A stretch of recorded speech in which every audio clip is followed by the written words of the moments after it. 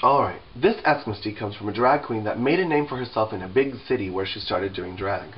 But for whatever reason, she had to move back to her small town. And this small town only has 3 gay bars, and it has 4 main queens, and they work at each other's shows.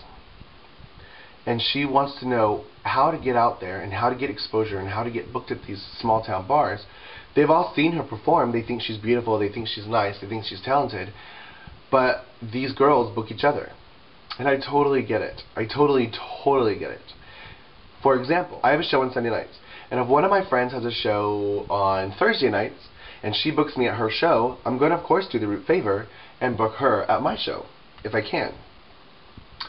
And it's like one hand washing the other. And of course, it's the cycle. You know, of course, and obviously, if she's a show director, she's a well-known girl and of caliber. Now, I don't know who you are, but I know that you say that you are a well-known and established drag queen in a big city, and now you're in a small town. So, what I'm going to suggest to you is going to be humbling. But the best way I can think of to get your name out there in this new town that you live in, or the old town that you grew up in, is to ask these girls, go to these show directors and go to these bars or these clubs and ask these girls, can I work for tips only? Maybe not every week, but once a month.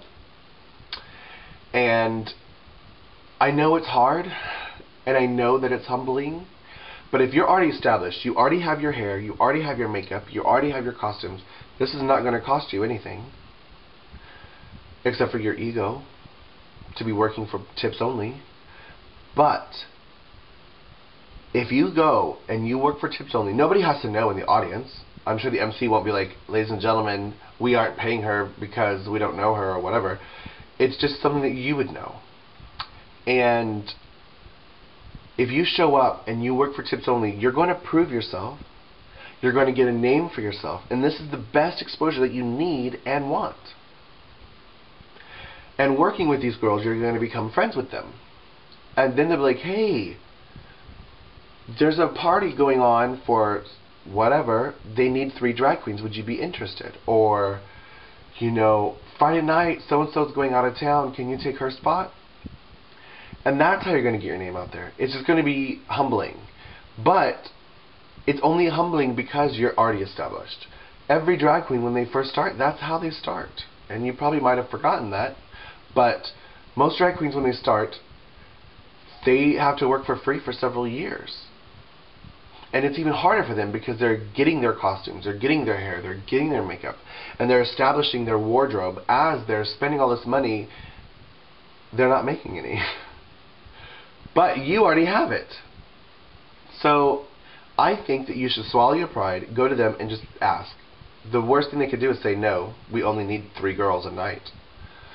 But I think that if you are good and you are talented and you are beautiful, they're going to be like, you'll work for free? Well, sure. Showtime's at 9:30. Please be there by 9 o'clock or 8:30 or whatever. And I think you'll be surprised at how this will work in your favor. And I was thinking about your question tonight as I was driving home from work. And that's how I do it at my show. I mean, that's actually why I created my show. Every Sunday night I have the Tranny Palace in Fort Lauderdale. And years ago, this is our 6th year doing Tranny Palace. I started in 2005. So the only drag show back then was at a straight bar, and all the drag queens had breast implants. So all the other drag queens that worked here were like, how do we get started? How do we get a name for ourselves? Especially if the girls moved here from out of town that didn't. You know, it was impossible to get your foot in the door. So I created a drag show at Elements at the time, and was like, look, we need a drag show in a gay bar in gay Fort Lauderdale, because gays worship drag. Because of drag, we have gay rights. So back then I started it, and I started with a cast of 5 girls, and I allowed girls to show up that were visiting or just moved here or just starting to work for tips only. But you knew that every week the 5 girls that were on cast would be there. You might have 7 girls one week, you might have 10 girls one week, but you would always have the 5. And I allowed girls that, visit, like we had a couple drag queens move here that were amazing, and I had to let them know, look, it's a cast show, I can't pay you unless somebody's out of town or whatever, or sick, but I will absolutely encourage and welcome you to perform any Sunday you want. And they were making a lot of money because they were amazing. So that's what I'm going to tell you to do. And I hope I could help. Alright, bye-bye.